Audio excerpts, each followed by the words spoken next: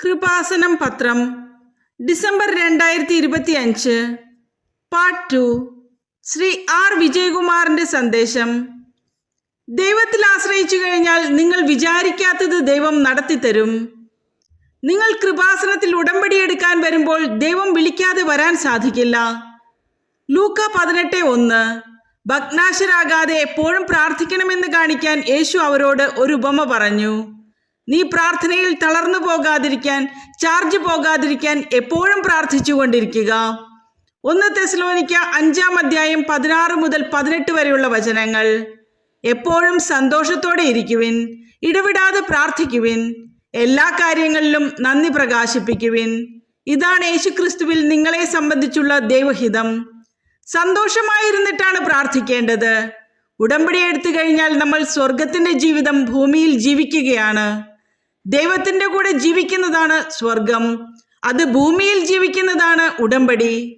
Jeremiah 29:11 കർത്താവ് അരുൾ ചെയ്യുന്നു, നിങ്ങളെക്കുറിച്ചുള്ള പദ്ധതി എൻ്റെ മനസ്സിലുണ്ട്, നിങ്ങളുടെ നാശത്തിനല്ല ക്ഷേമത്തിനുള്ള പദ്ധതിയാണത്, നിങ്ങൾക്ക് ശുഭമായ ഭാവിയും പ്രത്യാശയും നൽകുന്ന പദ്ധതി. ദൈവത്തിൻ്റെ ഇഷ്ടം നമ്മളിൽ നിറവേറിക്കഴിഞ്ഞാൽ പിന്നെ എല്ലാം ദൈവം ചെയ്യിപ്പിക്കുന്നതാണ്. ജെറമ്യ 29:12 അപ്പോൾ നിങ്ങൾ എന്നെ വിളിച്ചപേക്ഷിക്കും, എൻ്റെ അടുക്കൽ വന്ന് പ്രാർത്ഥിക്കും, ഞാൻ നിങ്ങളുടെ പ്രാർത്ഥന ശ്രവിക്കും. ഇതൊക്കെ ഞാൻ ചെയ്യിപ്പിക്കുന്നത് എന്തിനു വേണ്ടിയിട്ടാണ്? നീ എന്നിൽ മാത്രം ആശ്രയിക്കാൻ. എന്നാലേ എനിക്ക് നിന്നെ ഉയർത്താൻ പറ്റൂ, എൻ്റെ പദ്ധതി നടപ്പിലാക്കാൻ സാധിക്കൂ. യോഹന്നാൻ 5:7.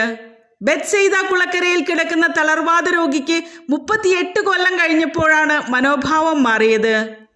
എന്നെ കുളത്തിലിറക്കാനോ രക്ഷിക്കാനോ ആരുമില്ല എന്നൊരു ബോധ്യം നമുക്ക് വരണം. അതാണ് ആശ്രയം, അതാണ് എളിമപ്പെടൽ.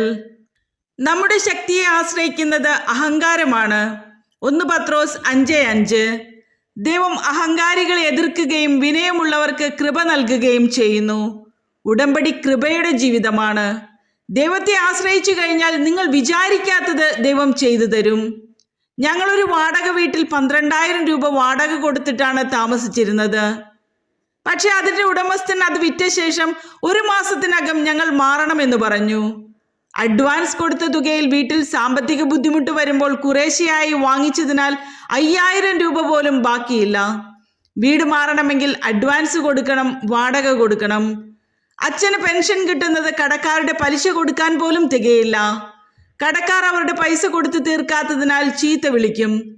2 ദിവസമായി ആഹാരമില്ല. ബന്ധുവീട്ടിലും അഭയം ലഭിച്ചില്ല. എൻ്റെ കയ്യിൽ പരിശുദ്ധ അമ്മയുടെ ഒരു ഫോട്ടോ ഉണ്ടായിരുന്നു.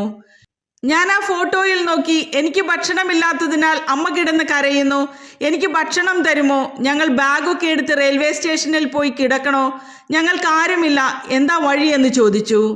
അതിനുശേഷം ഞങ്ങൾക്ക് ഇന്നുവരെ ഭക്ഷണത്തിന് ബുദ്ധിമുട്ട് വന്നിട്ടില്ല. അതുപോലെ തന്നെ കൊച്ചിയിലെ ഏറ്റവും വലിയ ബംഗ്ലാവ് തന്നെ വാങ്ങിക്കാൻ പരിശുദ്ധ അമ്മ എന്നെ അനുഗ്രഹിച്ചു. നമുക്ക് ആവശ്യമുള്ളതെല്ലാം വാഗ്ദാനമായിട്ട് ദൈവം തന്നിരിക്കുകയാണ്. ഹെബ്രായർ 6:15. അബ്രഹാം ദീർഘക്ഷമയോടെ കാത്തിരുന്ന് ഈ വാഗ്ദാനം പ്രാപിച്ചു. നിങ്ങൾ ക്ഷമയോടെ ദൈവത്തിൽ മാത്രം ആശ്രയിച്ചിരിക്കുക.